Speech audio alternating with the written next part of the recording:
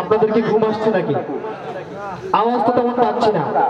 আওয়াজ দিতে হবে এমন ভাবে যারা অলসতা করে বাড়িতে বসে আছে তারা যেন বুঝতে পারে অমুক মাদ্রাসার মাহফিলে কিছু একটা হচ্ছে।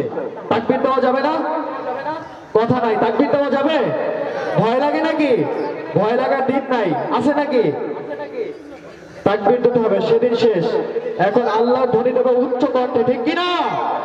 লিল্লাহি তাকবীর, নারায়ে তাকবীর। বীর মুসলমান তরল কোরআন, বীর মুসলমান তরল কোরআন, ফিরিয়ে আনো সেই হারানো সম্মান, ফিরিয়ে আনো সেই হারানো সম্মান। লিল্লাহি তাকবীর, লিল্লাহি তাকবীর। বীর ইসলাম, বীর ইসলাম জিন্দাবাদ, জিন্দাবাদ। আল কোরআনের আলো। ঘরে ঘরে তো কোরআন আছে, আছে না? এবার সংসদে গণভবনে চালানো দরকার, ঠিক কিনা?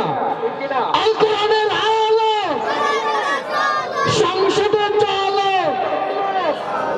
আল কোরআনের আলো। লিল্লাহি তাকবীর।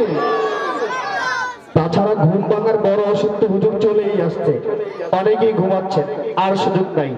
এ পর্যায়ে আপনাদের সম্মুখে কোরআন ও হাদিস থেকে অত্যন্ত গুরুত্বপূর্ণ নসিহত পেশ করবেন আজকের মাহফিলের প্রধান আকর্ষণ, যার জন্য আমরা সেই বিকাল থেকে নিয়ে এই গভীর রাত পর্যন্ত অপেক্ষায় অপেক্ষমান বিশিষ্ট ইসলামী চিন্তাবিদ, মুফাসসিরে কোরআন, বর্তমান সময়ের বাংলার সারাজা গণবক্তা জনাব হযরত মাওলানা মুফতি ইমদাদুল্লাহ সাহেব, জনাব হযরত মাওলানা মুফতি ইমদাদুল্লাহ সাহেব, খতিব বাইতুস সালাম জামে মসজিদ, কেরানীগঞ্জ, ঢাকা।